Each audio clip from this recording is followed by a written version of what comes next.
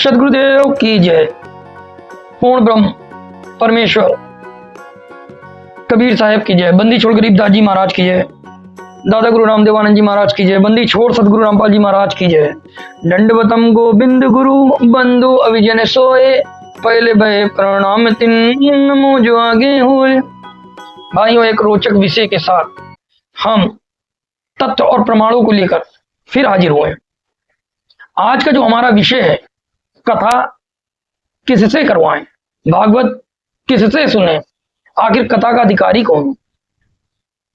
भाइयों, प्राचीन समय में जब भागवत का प्राकरण आता है, उस समय धरती पर कोई भी कथावाचक हिम्मत करके ये बात ना बोल सका कि हम कथा के अधिकारी हैं और हम कथा भागवत सुना देंगे जिससे परीक्षित तेरा कल्याण हो जाएगा।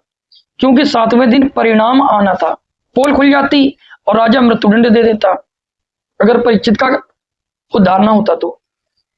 उस समय व्यास भी थे, अन्य बड़े बड़े ऋषि थे। किसी के अंदर इतनी हिम्मत नहीं थी कि परिणाम को देखते हुए कोई हिम्मत कर देता कि मैं कथा कर दूं। आज तो ये जितने नकली कथावाचक है, जिनको कथा कहने का एक रत्ती अधिकार नहीं, प्रमाण देंगे इसको, इस बात का। वो चाहे कोई भी हो, कोई भी गद्दी नसीन हो, ये सब के सब ढोंगी हैं, पाखंडी हैं, श्रापित हैं और कुंभी पाक नरक से आए हैं। ये आज वर्तमान समय में जितने भी गद्दी लगा करके कथा वाचने की दम भर रहे हैं, अपने आप को ब्राह्मण कह रहे हैं, ये सब कुंभी पाक नरक से कलयुग में आए हैं। अब यूं कहूं तो बात नहीं चलेगी, प्रमाण देना पड़ेगा, प्रमाण दूंगा। भाइयों, वर्तमान समय कलयुग चल रहा है। इस कलयुग में अगर कोई योग्य कथावाचक नहीं है तो उससे कथा करवाने का कोई लाभ भी नहीं है।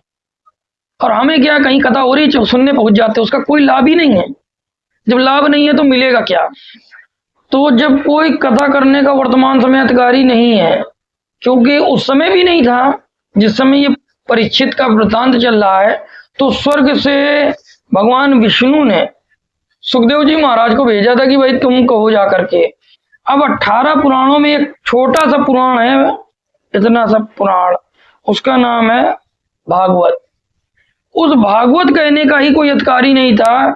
फिर तो 4 वेद, 6 शास्त्र, 11 उपनिषद, 18 पुराण और अन्य जो शास्त्र हैं, उनका कहने का अधिकारी कोई भला कैसे हो सकता है। सोचने का विषय है। और अनअधिकारी से कराया गया कथा लाभ की जगह दुगनी हानि देती है। भले आपको आज प्रतीत हो रहा हो नहीं, ढोल ताशे बज गए, हमने नाच गा लिया तो मजा आ गई, ऐसा कुछ नहीं है। बाद में दुगने नुकसान आपको ही उठाना पड़ेगा। और कईयों के साथ तो हो चुका होगा, वो तो आज इस बात से परिचित हो रहे होंगे जब ये दास बोल रहा है। तो भाई, कथा कहने के ये कोई अधिकारी नहीं है। आज ये जितने भी बैठे हैं बाल बड़े कर करके और ये चटर घंटी लटका करके 75 तिलक बना करके, ये सब कुंभी पाक नरक से आए हैं। तो भागवत कहने की ये अधिकारी नहीं थे, ये तो प्रमाणित हो गया। बाबा बागेश्वर कथा कहने के अधिकारी नहीं। प्रदीप मिश्रा कथा कहने के अधिकारी नहीं। देवकी नंदन कथा कहने के अधिकारी नहीं। अनिरुद्धाचार्य ये भी कथा कहने के अधिकारी हैं। इत्यादि जितने भी इस समय बन करके चल रहे हैं, ये कथा कहने के अधिकारी नहीं। और इनको तो बहुत अलग कर देते हैं, कोखी दाब करके हर मोहल्ले हर गली में एक पंडित जी आ जाते हैं और कहते हैं सत्यनारायण व्रत कथा। भाइयों, ये सब कोई भी अधिकारी नहीं है। आज के प्रमाण देखने के बाद आपकी आंख खुल जाएंगे। कथा कहने और कथा का लाभ पहुंचाने वाला एक वर्तमान समय में अधिकारी होता है। वो वर्तमान समय अधिकारी परम संत रामपाल जी महाराज हैं, जिनको परमेश्वर से स्वयं आशीर्वाद प्राप्त है कि बेटा अब इस ज्ञान को फैला दे और पूरे विश्व में शांति होगी। और तेरे मुख कमल से जो कथा सुनेगा, अर्थात संत रामपाल जी महाराज एक आधिकारिक वाणी है उनकी, उनके मुख कमल से जो कथा श्रवण करेंगे उनको लाभ निश्चित होगा, क्योंकि परमेश्वर का आदेश है और वो परमेश्वर के अंश अवतार हैं। तो आज इसी बात को लेकर के हम प्रमाणित करेंगे कि जो जितने भी बैठे हैं गद्दी नसीन, ये झोला छाप हैं और कुंभी पाक नरक से आए हैं। देखिए कि झलक। सत साहिब श्री हरि संक्षिप्त श्रीमद् देवी भागवत सचित्र मोटा टाइप केवल Hindi 1133 code number Gita press Gorakhpur से छपी हुई है।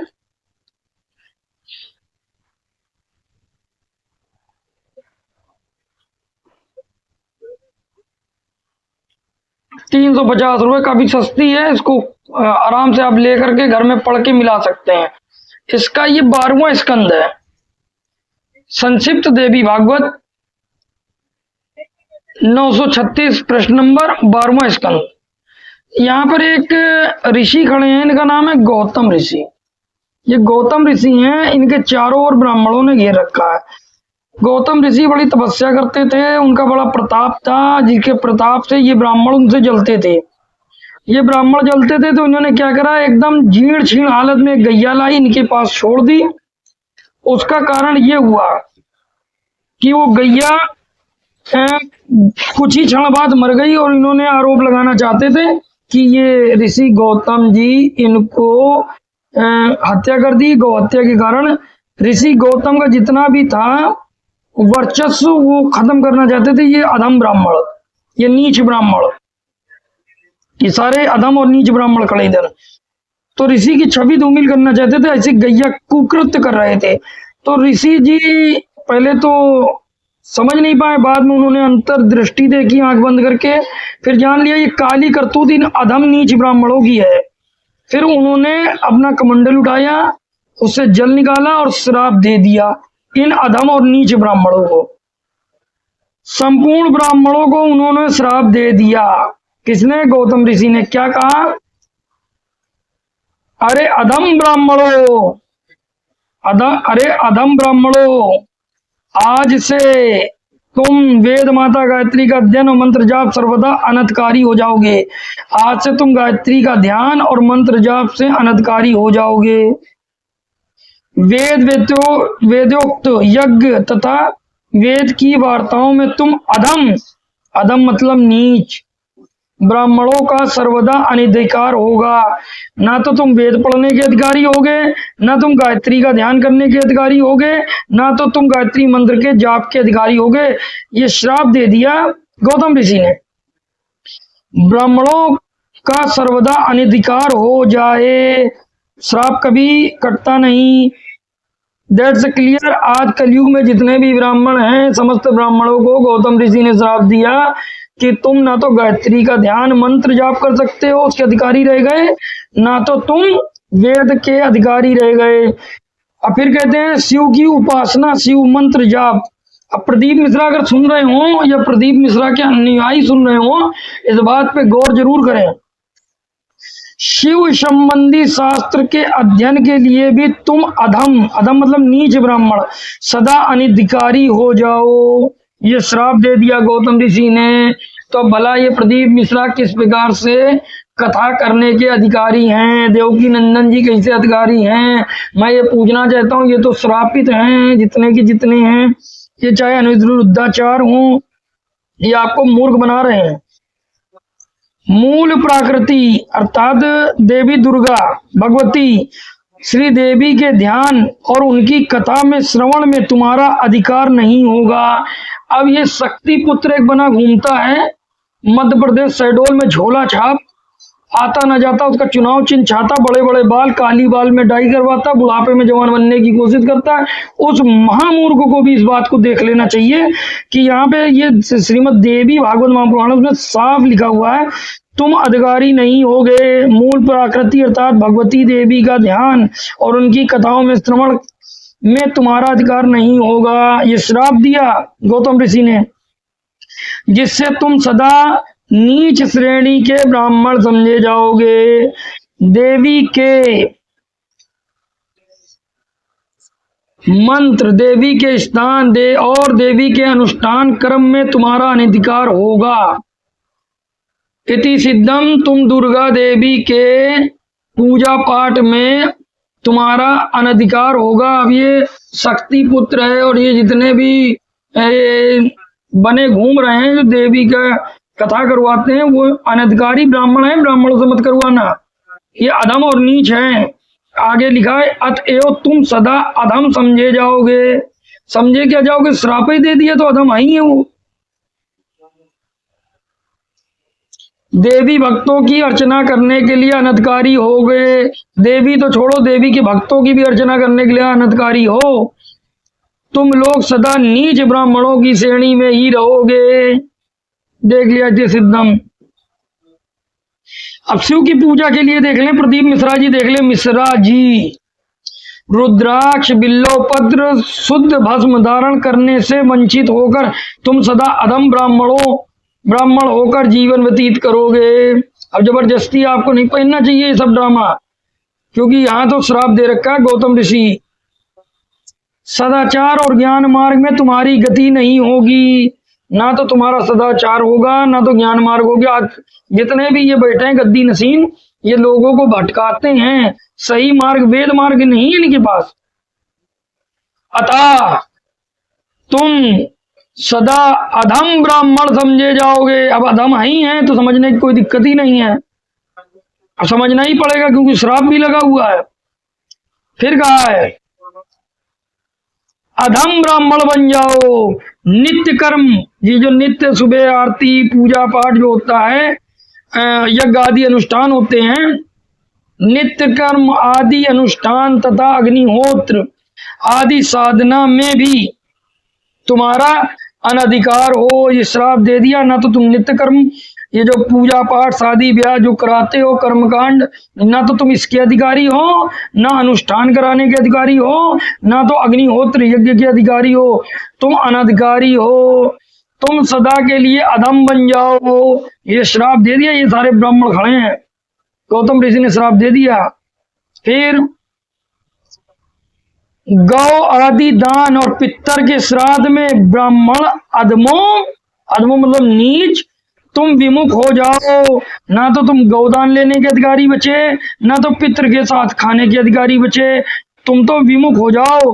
अधम ब्राह्मणों कच्छा चंद्रायण तथा प्रायश्चित व्रत में भी तुम्हारा सदा के लिए अनधिकार हो। ये भी श्राप दे दिया, सदा के लिए अनधिकारी हो। तुम ये सब के किसी भी चीज के अधिकारी नहीं हो। जाए पिता माता पुत्र भ्राता कन्या और भार्या विक्रय करने वाले व्यक्तियों के समान होकर तुम्हें नीच ब्राह्मण होने का अवसर मिल जाए। अब ये भी श्राप है कि मतलब कन्या आदि को भी विक्रय करने वाले व्यक्ति के समान तुम्हारा होगा। वेद का विक्रय करने वाले तथा तीर्थ एवं धर्म बेचने में लगे हुए नीच व्यक्तियों को जो गति मिलती है वही तुम्हें प्राप्त हो गया। क्लियर? आज तो वेद बेच ही रहे हैं। कोई कथा करा लो बिना पैसे की, ये करते ही नहीं तो बेच ही रहे हैं। और तीर्थ में भी ये इन्होंने चिमटा गाड़ रखा है, वहां पर भी तिलक लगाने का पैसा ले लेते हैं। धर्म बेचने में लगे हुए हैं, धर्म के नाम पे भाषण देके उसमें भी कमा लेते हैं। तो ये सब श्राप गौतम ऋषि ने दिया। आगे और पढ़ लेते हैं। पृष्ठ नंबर हमारा आ गया है 937। प्राप्त हो तुम्हारे वंश में उत्पन्न स्त्री तथा पुरुष। क्लियर हो गया? स्त्री तथा पुरुष जो बच्चे पैदा हों वो मेरे दिए हुए श्राप से दग्ध होकर तुम्हारे ही समान अर्थात अधम और नीच होंगे। इति सिद्धम। एकदम क्लियर हो गया। फिर कहा अतएव तुम लोगों को अंधकूप आदि नरक कुंडों में वास करना पड़ेगा। अब वर्तमान समय जब मैं श्राप दे रहा हूं, तुम लोग नरक कुंडों में वास करोगे। फिर कब प्रकट होगे? कलयुग में प्रकट होगे। इसको देख लेते हैं। आगे तो बहुत लंबा लिखा, हम काम की बात पढ़ेंगे। अब जब ब्राह्मणों को श्राप मिला तो ब्राह्मण तेल लगाने लगे। मुनिवर प्रसन्न होइए, प्रसन्न होइए, प्रसन्न होइए। जब मुनिवर ने चारों ओर से होकर वे प्रार्थना करने लगे, तब दयालु मुनि के हृदय में करुणा भर गया। तब गौतम ऋषि कहते हैं उन्होंने उन नीच ब्राह्मणों से कहा, ब्राह्मणों जब तक भगवान श्री कृष्ण चंद्र का अवतार नहीं होगा, तब तक तो तुम कुंभी पाक नरक में अवश्य रहना पड़ेगा। अब जब तक कृष्ण का जन्म नहीं हुआ तब तक ये कुंभी पाक नरक में रहे, और जब कृष्ण का जन्म मतलब कृष्ण यहाँ से मृत्यु प्राप्त करके चले जाएंगे तब ये कलयुग में जन्म लेंगे, क्योंकि मेरा वचन मिथ्या नहीं जाएगा। मैंने जो बोला है वो सत्य है, मेरा श्राप नहीं कट सकता। तुम्हें समझ लेना चाहिए कि इसके बाद तुम लोगों का भूमंडल पर कलयुग में जन्म होगा। हे अधम नीच ब्राह्मणों, जब श्री कृष्ण धरती का परित्याग कर देंगे तब कलयुग लग जाएगा, और कलयुग में तुम जन्म लोगे भूमंडल पर, पृथ्वी पर। मेरी कही हुई ये सारी बात होकर रहेगी या अन्यथा नहीं हो सकती।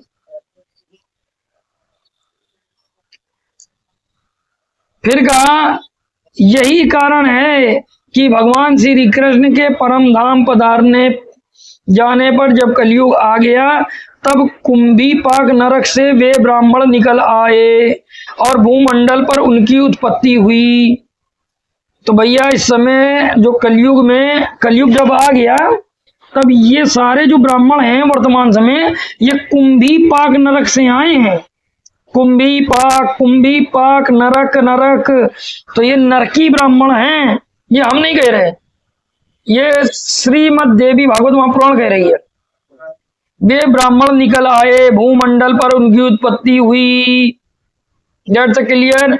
पूर्व काल में जितने भी ब्राह्मण श्राप से दग्ध हो चुके थे वे ही त्रिकाल संध्याहीन, अर्थात वो 3 संध्या नहीं करते हैं, जैसा कि वेद में लिखा है कि सुबह के समय आरती, दोपहर के समय देवताओं की आरती और संध्या के समय संध्या आरती क्षमा प्रार्थना, जो आज संत रामपाल जी महाराज अपने भक्तों को तीनों संध्या की आरती, पूजन और वंदना बता रहे हैं। ये अधम नीच ब्राह्मण ये 3 समय की आरती न बताते हैं, न जानते हैं, न ये करते हैं, क्योंकि ये अधम ब्राह्मण ये कुंभी पाक नरक से आए हैं। उस श्राप के प्रभाव से ही वे वेद के प्रति उनमें श्रद्धा नहीं रही। अब वेद को तो बेचने वाले हो गए, तो इनको वेद की श्रद्धा नहीं है। इनकी देखो उस श्राप के प्रभाव से ही जो कलयुग के ब्राह्मण हैं ये वेद के प्रति उनमें श्रद्धा नहीं रही और वे पाखंड का प्रचार करने लगे। मूर्ति पूजा आदि में लगा दिया। मूर्ति पूजा वेद में नहीं लिखी है और इन्होंने नाना प्रकार के तरीके अपना लिए। तीरथ व्रत, वो परमात्मा एक था, इन्होंने भटका दिया। आज संत रामपाल जी महाराज यथार्थ सत्य ज्ञान बता रहे हैं, इनके पेट में दर्द हो जाता है। तो भाई अगर कोई सुन रहा है उसको बुरा लगे तो 2 मिर्ची ज्यादा खाना, लेकिन अगर समझ जाओगे तो कल्याण हो जाएगा। अब आते हैं काम की बात पे। अब प्रश्न नंबर 938 पे आ गए। ये हिंदी की राइटिंग है, ठीक है। स्वतः और स्वाहा का उच्चारण नहीं होता, कितने ही तो ऐसे हैं जिन्हें मूल प्रकृति अव्यक्त स्वरूपणी भगवती जगदम्बा का किंचित भी ज्ञान प्राप्त नहीं है कि ये देवी कौन है और कहाँ रहती है, उनका भी ज्ञान नहीं है। उन सबके दंडित होने पर उनके दुराचार का ही प्रचार होता है। बहुत से लंपट तो ऐसे हैं, जैसे मान लो अनिरुद्धाचार हैं, इनकी हरकत देखने से आपको ये नहीं लगेगा कि ये कोई सदगुरु हैं या कोई ज्ञान देने वाले हैं। बिल्कुल बाल भी लंपट की तरीके, स्टाइल भी औरतों के तरीके, झटका मारने वाली, और पता नहीं क्या, मतलब ये संतों के लक्षण नहीं है।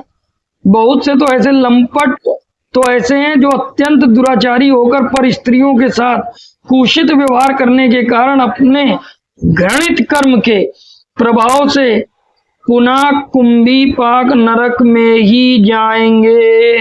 इति सिद्धम। मंदिर छोड़ सदगुरु रामपाल जी महाराज की जय हो। अभी आपने श्रीमद् देवी भागवत महापुराण से जो प्रमाण देखे मुझसे आप भली भांति परिचित हो गए होंगे।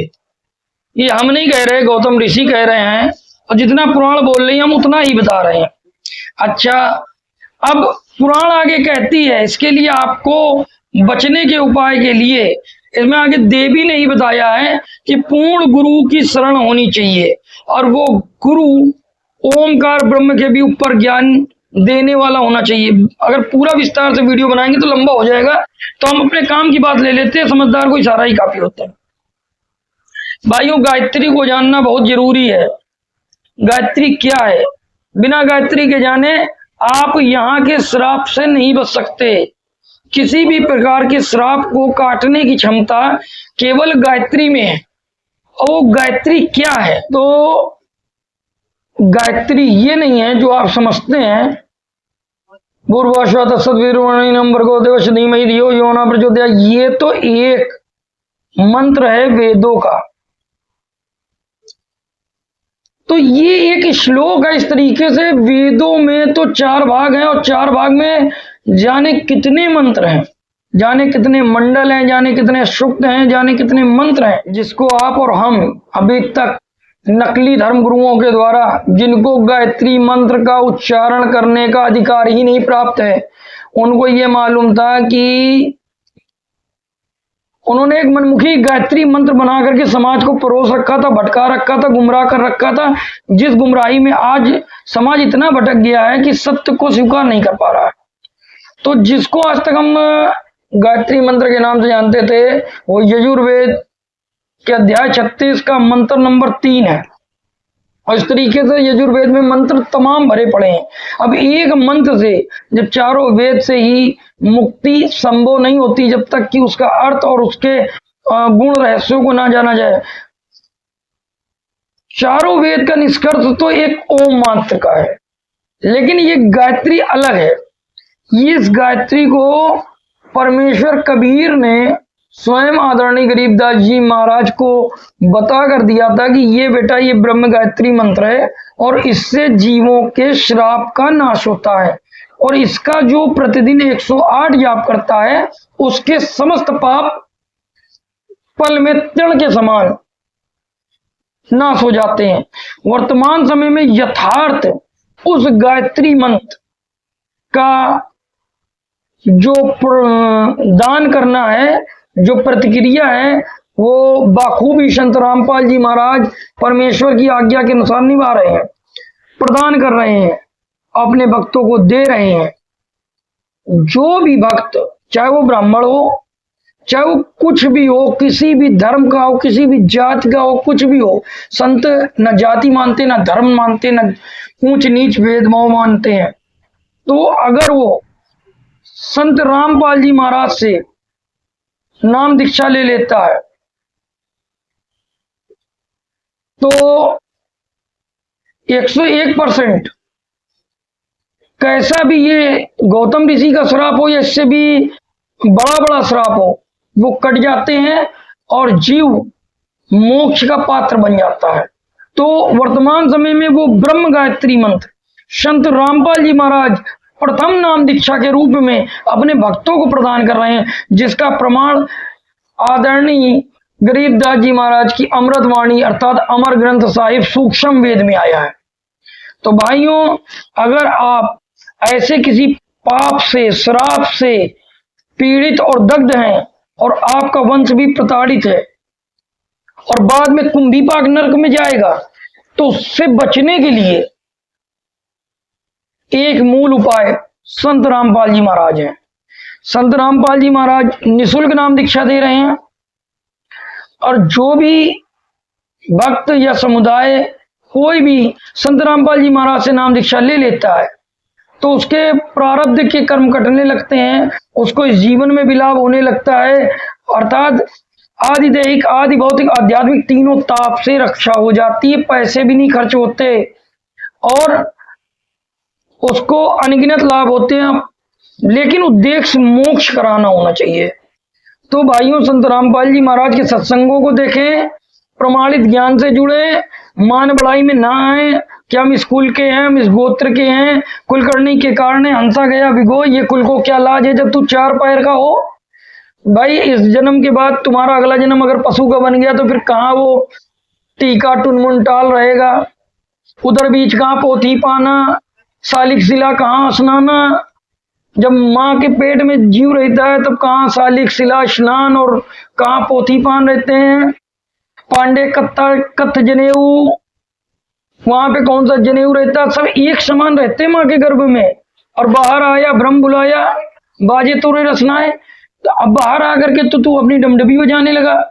तो भाइयों, मान बढ़ाई ना आइए, ये मनुष्य जीवन बड़ा दुर्लभ है, अपना कल्याण कराइए। आज आपको सच्चाई रूबरू हो गई, पुराण सत्य हैं और पुराण को जो बोला है वो भी ऋषि मुनियों ने ही बोला है, और ऋषि मुनि के श्राप से आज आप दग्ध हो रहे हैं। तो अपना, अपने बच्चों का, अपने परिवार का, अपने कुटुंब का कल्याण करवाएं। जैसे आज वर्तमान समय में हजारों की संख्या में ब्राह्मण संत रामपाल जी महाराज से जुड़ करके अपना कल्याण करवा रहे हैं। तो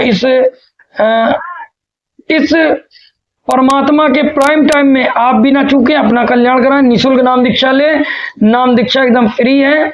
आप गूगल पर भी सर्च करके संत रामपाल जी महाराज से कैसे नाम दीक्षा लें देख सकते हैं, नाम दीक्षा ले सकते हैं अपने जिले में ही। मिलेंगे नेक्स्ट वीडियो में ऐसे ही प्रमाणित वीडियो को लेकर के, तब तक के लिए सत साहिब।